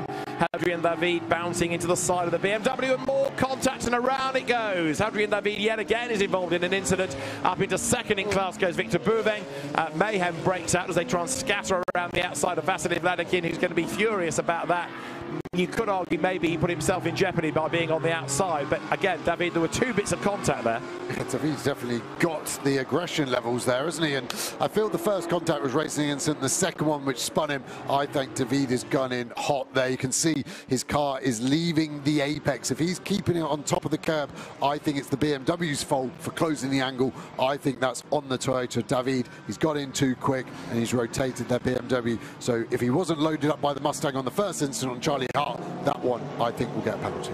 So that is big disappointment for the car of Vasily Vladikin. He and Mikhail Loboda have been going well, but it also takes a bit of the pressure off Stanislav Safronov, doesn't it? Because that's one fewer car to come up and attack. Paolo Maloney is being given a time penalty for causing a collision. Paolo Maloney and Davide Maloney's BMW that hit the car of Van der Ende and Lessan a little while back. There, Hadrian David, I think there's something in the system for him, surely, after the dramas he's been having, and he's now got that Victor Bouveng BMW behind him. Yeah, Safronov will be the happiest man at all of this has happened, hasn't it? At one point, I thought this guy was going to have the pace to catch him up, but luckily for him, Ratskin's pulled away and isn't holding him up anymore. The lead gap now back up to 1.5. Banya's still all over the back of Bessler, like he has been really for the whole stint. Charlie Hart's McLaren out of the race. That's pitted with all its damage and penalties. As you look there at Victor Bouveng coming up towards the end of the lap. In 14th place now, by the way, is 317 BMW, which is the car of Jean-Mathieu Leandri, which has benefited a bit from other people's problems, but it's way up the road as far as the AM battle is concerned. And the second place AM car has got penalties anyway that need to be factored in at the end of the race. And the end of the race, 4 minutes away. Lariche to Ebrahim is still a second and a half. Benjamin Lariche doing just enough to maintain that gap. Yeah, he stopped the rut, didn't he? That seemed to be hurting his lead and potential win. And it looks closer than 1.3. The BMW coming into its favoured sector there. But Ibanez, where's Bessler gone? There in the background. There. BMW slow. So we've lost one of the BMWs. And as the cars come into view, it is the Beke Bessler car that's on a slow first section and has had a moment. So finally, Ibanez is up into third place. Now, was there an incident between the two, or is this a BMW with a problem? You can see how much time it's lost, and it's got a problem. It's limping, isn't it? Yeah, so something not right on the rear right. Looking at it quickly there. A little bit of damage, isn't there? Okay, there. Interesting, Ibanez's first sector was unaffected time-wise, so maybe there wasn't contact, maybe it was a mistake, maybe it is a problem, but yeah, that car, something's not right about it, as now Gilbert gets past. It's looking low, isn't it? It's got a deflating tyre maybe on the right front, possibly.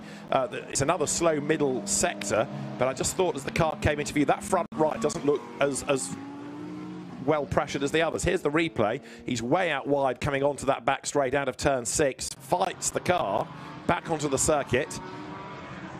Sorry, that was 15, wasn't it? Apologies. Coming into 16, he's wide again, but that front right tyre doesn't look right to me. No, I'm still trying to look at what potential issue there is. It was the sector 1 that was slow. This is sector 3. So I don't know if all those curb strikes have gone. It's low. Tyre's gone. Tyre's gone. There's smoke coming out of the front right. So I'm sure it's a deflating tyre. And although he's got to try and limp onto the end, the tyre has gone down on the right front for Beke Bessler. And Josh Rattigan is now right up behind. He's about to gain another place. So it's a tyre issue that has affected Beke Bessler, and he limps on, but the tyre has gone. Surprised he didn't pit. He's had a lap to know he's got some form of issue. Even limping it to the end, he's going to lose more time and potentially a lot more damage as well. Everyone's going to come streaming past, so Beke Bessler limps on. Whether it was him going off that damaged the tyre or the tyre going down that put him off, discuss. But now he's got to try and limp home, and there's another lap to go at the end of this because we've got just a minute and 40 on the clock. There's more contact involving Maloney, this time against the 32B Porsche, the car of Hendrik Still. So Davide Maloney again getting out of his elbows, and now off the road has gone number 1, which is the Mustang in the hands of Nathan van Springel. That looks like it's gone off down at turn 1, so it's in the first sector. Maloney in the meantime against Hendrik Still up the inside and goes through, gets the job done, but again there's a penalty in the system for that BMW anyway. It's going to take a long time to unravel everything at the end of the race as the Porsches now look go toe-to-toe. Hendrik Still battling with Vinny Beltramelli, and Still just ahead. Still. Exactly that. And this is 4th, 5th place in the class, but probably 4th once that unfortunately, BMW gets a penalty. There's the BMW going very slowly on lava.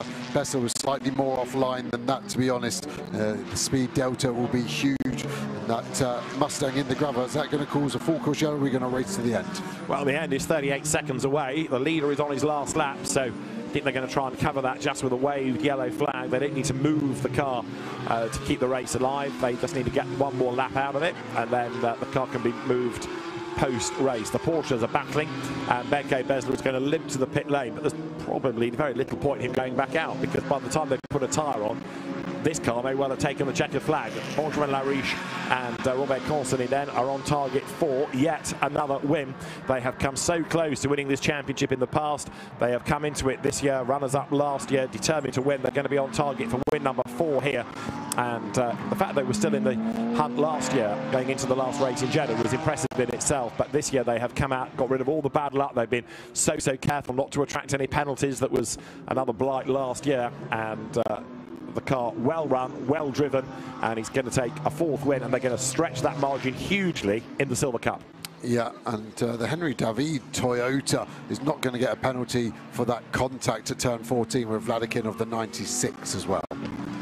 So the cars here make that run up into turn 15. So for Team Speed Car, they're going to do the double here, and it is another impressive weekend for Benjamin Lariche, for Robert Consonny, for Team Speed Car. Up towards the line comes Audi number 3, and a race win for Team Speed Car for Benjamin Lariche, for Robert Consonny. They win at Misano, to the delight of Robert Consonny then, hanging over the pit wall. That car victorious, and second will go the way of Pedro Ibrahim and Yagish Gedich. Third, Luke Ibanez and Alex Papadopoulos. And then after that, we need to count them across the line in the classes and see what gives, because for Pro-Am honours for the second time this weekend, it should be Stanislav Safronov and Alexander Weintraub. They come through now, gaining places towards the end as well, with others in strife. Josh Rattigan's McLaren then 38th to 8th. So good effort between him and Mackenzie Cresswell. It is Safronov and Weintraub winning in Pro-Am. Victor Bouveng and Joachim Walder taking second and third, despite the spin. Vasily Vladikin and Mikhail Loboda. An Am win for Jean-Mathieu Leandre and Anthony de Barn. Second, Max Kronberg and Daniel Blickler. Third, the Brunhagen family, Toyota Supra number 55. But one track limit warning in the end for Benjamin Lariche, but that was still a pretty impressive drive by him and Robert Consonny, and that's a massive boost to them within the championship. The Team Speed Car squad busy celebrating. Paul Petit and Greg Gilvert's car coming home in 4th place. Paul Petit with his back to us. Greg Gilvert brought that one home in 4th spot, and Robert Consonny celebrating as well, in front of course, the GT3 winning team of last night, Team WRT. So success breeding success there. Lucky garage, isn't it? It must be. Yep, led every single lap of the race they were on track for. So dominant display, good for the championship. And yeah, they really look pretty formidable right now in terms of this European GT4 Championship. Absolutely right. So then the cars here on the run back to the pit lane. So Adrien David out of the race as well. So bypassing any penalties by not finishing. Quite a lot of rubber, quite a lot of debris on the road, with still a busy afternoon of racing here at the Misano circuit. And there, Robert Consonny, Benjamin Lariche's Audi. It's Benjamin Lariche bringing it home and getting closer to that seemingly elusive GT4 European Series title. But this year they have just got everything right. Reliability has been there, kept out of trouble in terms of incidents, kept out of trouble in terms of penalties, and looking very strong indeed. There is the Alexander Weintraub, Stanislav Safronov, number 7 Aston Martin, winning in Pro-Am. They did have a warning flag for track limits, but no penalty applied, so that's good to hang on to a class win. And 12th overall, Jean-Mathieu Leandre and Anthony de Barn, the winning Am combination. So down the pit lane comes the Aston. The SRO officials ready to wave the cars into place. One line for P1, one line for P2, one line for P3 across the classes. There is the Stanislav Safronov, Alexander Weintraub Aston. Vasily Vladikin being told we need you there for a third place in class. That's the winning car in silver. And as we've been saying over the course of the weekend, the course of the season, the Audi R8 may not be the youngest GT4 car, but it's still a turnkey winner. Yeah, it is very good. Very slow in lap. That's the problem for the officials. They're lining him up. They're waiting for this car to get past. So some of the Pro-Am cars having to be pushed to one side. But mega job from Cassani and from Benjamin Lariche. So Robert Consani is already there with his winner's hat on. Out in a moment, we'll get Benjamin Lariche. Very, very happy indeed. They know they're getting closer and closer to a Series title. That is the main focus. So little by little, they're getting there. Drivers then with the team around them, mechanics, management. The Team Speed Car squad has been a mainstay of the French GT4 and GT4 European Series scene for the last few seasons. And Robert Consani, a happy man for sure. Benjamin Lariche, balaclava off, earpieces out. And reflecting on how the car was, what the track was like. It was never a massive gap, was it? Even at the end, it was only 1.6 seconds, but Benjamin Lariche managed it perfectly. Yeah, I think he did. I was worried with 10 minutes to go, but maybe that was him just looking after the tyre, making sure he got enough pace at the end if needed. And I can't really pick fault of their race at all for the number 3 Audi. So our race winners do the double this weekend. Rinse and repeat almost, a winner's interview from yesterday. Well, here's a fresh one. Alex Legui is with our race winners. GT4 European Series, powered by RAFA, was controlled, dominated by you two once again. My goodness me, Benjamin, that stint was just brilliant. Yes, it was. At the beginning of my stint, it was the car was perfect, but after the 10 last minutes, it was difficult. I lost the traction, I lost the brake, but yes, very positive. We keep our advantage, and few many times we lost the title at Misano. Maybe this year it could be the good point to be champion. It certainly feels like it. Robert, talk us through that opening stint. That first lap was just brilliant. You were great off the line. It must fill you with a lot of confidence for the rest of the season. Yes, I push a lot for the start, but the car is completely perfect. I can push. So I'm happy for the championship. We are on the good way. Now we have always 2 races, so 2 meetings. So you need to continue to score a maximum point. Would you like to say a word to your fans en français? On est super content. On gagne 2 fois ici. Ça nous a jamais porté vraiment chance de briller à Misano. On est à chaque fois monté sur le podium, mais on n'a jamais gagné. Là, on fait un week-end parfait, on fait une pole de victoire. La voiture était parfaite, notre team Speedcar a fait une Audi vraiment bien. On s'est battu dans de bonnes conditions. Franchement, on est vraiment content du championnat, de notre position. Et maintenant, il reste deux meetings difficiles et on va essayer de continuer à se battre comme on l'a fait jusqu'à maintenant pour espérons être champion cette année. Merci. Congratulations. So well done, Robert Consani and Benjamin Lariche. This course, and thank you, my brother Anthony De Barn, and see you next time. Well done, boys. Enjoy your podium. Am winners also doing the double, Anthony De Barn and Jean-Mathieu Leandri. And there is that BMW 12th overall. That's quite a result, although again there were a lot of late race incidents that affected the silvers more than the other classes. So the car getting up the order. Showing tribute on the door you see to the cartoon fictionalised racing driver Michel Vaillant. So that BMW winning in Am. Pro-Am was a win for Stanislav Savronov and Alexander Weintraub with the Aston Martin. And they also do the double. So the 3 class winners the same across the weekend. Boys, again, another statement drive there. You kept out of the chaos. It was all going on around you, but a nice, good, clean win. Yeah, everything is fine. Car is perfect. Thank you to the team. And Alex made today a very good job. save tires, and win. How to say? It was a good, clean stint. Yeah, thank you very much. It was very challenging, twisty track, very hot, and managing the tires. Sometimes you need to get out of the slipstream. Car was overheating always, but great team effort. Thanks to the team, and thanks a lot. Loving watching your progress, boys. So congratulations to Stanislas Safronov, Alexander Weintraub, doing a good job in the number 7 Aston Martin. That car coming home. ஆமா Deepak sir எதுக்கு உன்னை இப்படி துரத்துறாரு? அவங்க பணம் கோடி கோடியா என்கிட்ட இருக்கான். தேவா எனக்கு உயிரோட வேணும். இந்த பிச்சைக்காரங்களுக்கெல்லாம் அட்ரஸ் எங்க? Luki Banyev and Alex Papadopoulos taking third. Greg Gilver and Paul Petit fourth, ahead of Alas Niskanen and Mark Kasilic. Sixth, Eric Evans and Marco Signoretti. They certainly benefited towards the end with others' dramas, ahead of Baudouin Detou and Clement Zeiler.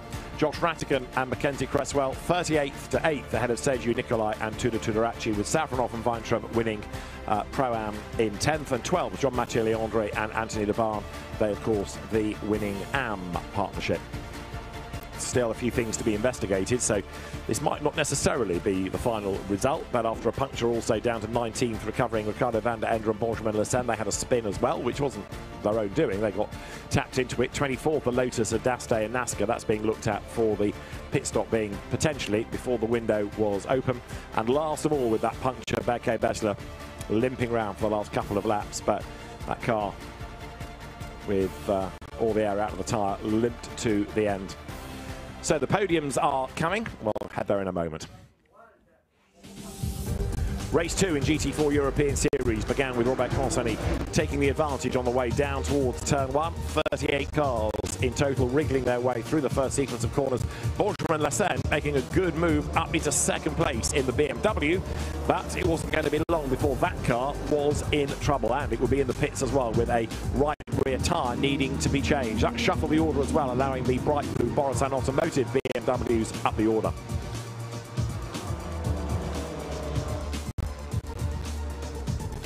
Paul Petit was involved in a big battle early doors with Jagish Gedic. He would find a way through into third place. One or two others have got damage, including the Mojica brothers, Ginetta. That battled on despite the damage and did at least get to the end and scored points in its class.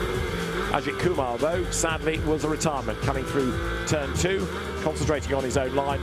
Suddenly looked up and found a stationary BMW in the way, and that brought out a full course yellow and a safety car. It delayed the pit window, which when it opened was taken early by the number 11 Gedic Ebrahim BMW, and that would jump ahead of the sister car on the pit stops.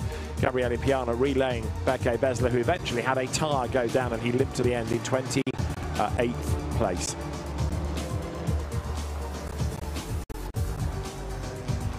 A big slide, though, by the number 12 BMW. That allowed Luke Ibanez up the inside, and with the right front deflating, it became an ever more difficult car to drive. Eventually, he just had to limp around, and Berke Besler brought the car home. But a penalty for Stefano Daste gifted it one more place.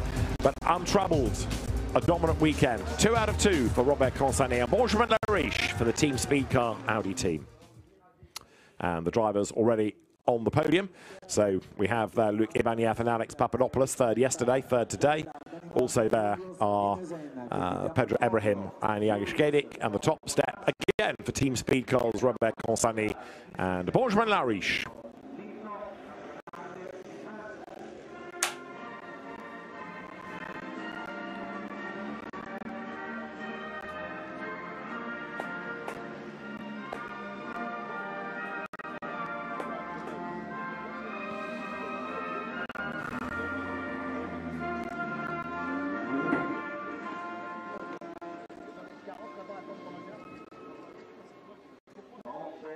So for Benjamin Lariche, for Robert Consani, it is another win. There's also the point to each of them for pole position. The fastest lap went to Luke Ibanez, but what it has certainly helped to do is increase that championship advantage as Andrea Albani, the managing director of the Misano World Circuit, presents the trophies to Alex Papadopoulos and to Luke Ibanez. Then for second place to Jagish Gedic, the Turkish driver, and the Brazilian Pedro Ebrahim, who we've seen in GT3 as well as GT4 this season. And they uphold the Borusan on that. Not the first time we've seen BMWs in tyre strife at the Misano circuit, but for Team Speed Car, no trouble whatsoever. Not only is the car winning the race, but there's not a single investigation around it, and only one track limit transgression. Robert constantly has his trophy in hand, so now also Benjamin Lariche, two very happy drivers to round out a dominant display at Misano this weekend.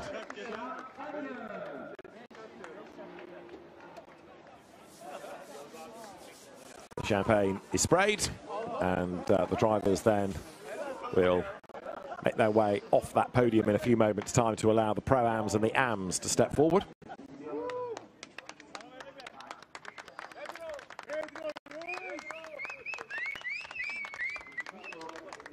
So the Team Speed Car squad, having had bad luck here last year with damage, with penalties, and that seemed to sum up the whole season, really. This year coming good across both races, and that championship advantage being increased. So the drivers soaked in the champagne make their way off the podium. That will be made ready for Pro-Am.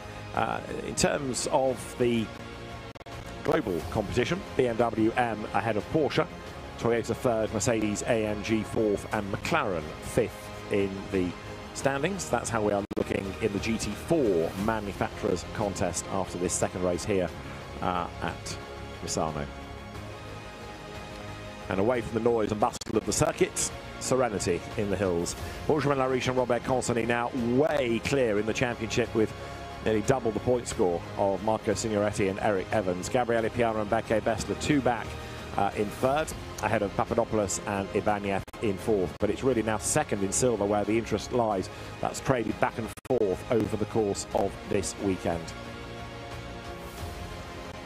And you can see how many different point scorers we've had over the course of the season. One or two teams dropping in for occasional races, but the series continuing to give good grids and very good racing as the Pro-Am drivers now step up to the podium steps with a crew of Vasily Vladikin and Mikhail Loboda taking third. Second, Joachim Walder, Victor Bouveng and Alexander Weintraub and Stanislav Safronov going to the top step of that podium for the Mirage Racing team.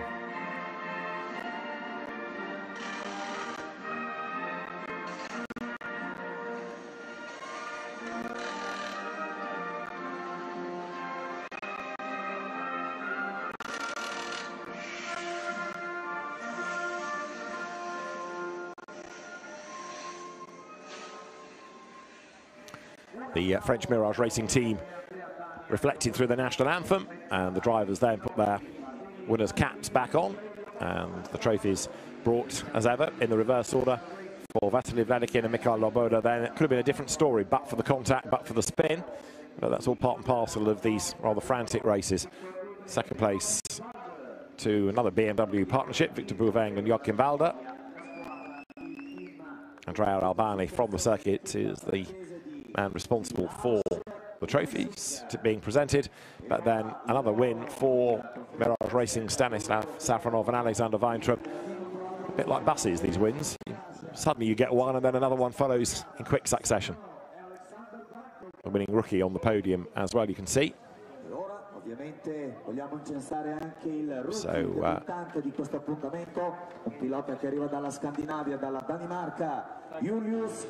Julius Dinesen is the rookie, you can see at the far end of the podium, receiving his trophy, the best rookie of the weekend. So well done to Julius Dinesen, who was in the wars rather at Spa, an accident in the practice session, putting him out for the weekend, and a replacement car and indeed replacement co-driver had to be found for the remainder of that weekend. The champagne is ready for the winning drivers in Pro-Am and indeed the winning rookie. So Julius Dinesen making a bit of a hash of opening the bottle. Was it stuck? Oh, now it's gone. So he joins in the celebrations, but Julius Dinesen new to all this podium lark, and there Victor Bouveng, a happy man with his trophy. He and Joachim Walder coming home second in Pro-Am, posing for photographs. as far as the championship is concerned, even though it's been a poor weekend by their high standards, Hendrik Still and Joachim Bolting continue to lead from Safronov and Weintraub. Joachim Walder and Victor Bouveng now are third. The Lotus duo of Alberto Nasca and Stefano D'Aste come next from winners early on in the year, Nico Ferrarin and Vinny Beltramelli.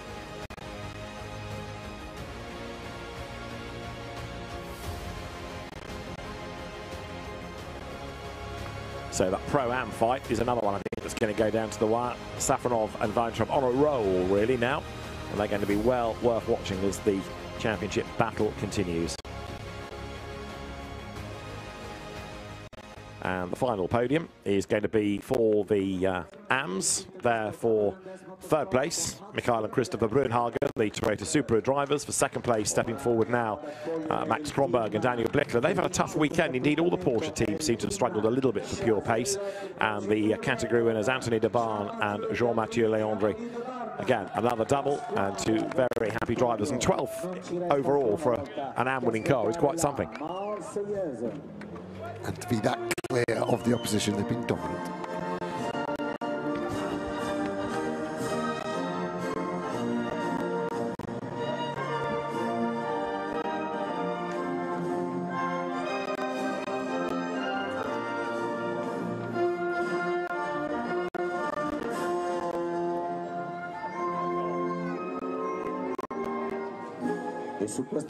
So for the winning drivers in and the winning team in AM, the national anthem, if you look surreptitiously to the other end of the podium, you will see second-placed crew getting ready with the champagne. Max Kronberg and Daniel Blickler don't seem that interested in trophies because already cork out of the bottle, and it's gone a bit soon for Daniel Blickler there. So the thanks for the trophies, but they want to get on with this champagne fight.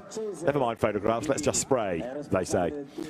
But an excellent season this is turning out to be for Jean-Mathieu Leandri and Anthony Debarn. Winners again in AM.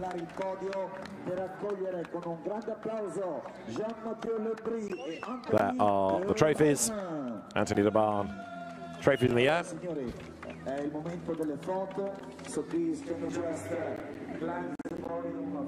Everyone huddles together for the photographs, and the Chazelle Technology Course team taking that team's award. Right, now the champagne is ready, and this is where Daniel Blickler gets his own back on everybody for beating him over that second race of the weekend. And as far as the championship is concerned, he is 21 points behind Leandri and Debarn with the help of Max Kronberg, and then third, Mikhail Brunhagen and Christopher Brunhagen, the Toyota drivers. Great racing as ever then in the GT4 European Series. It's goodbye from Misano.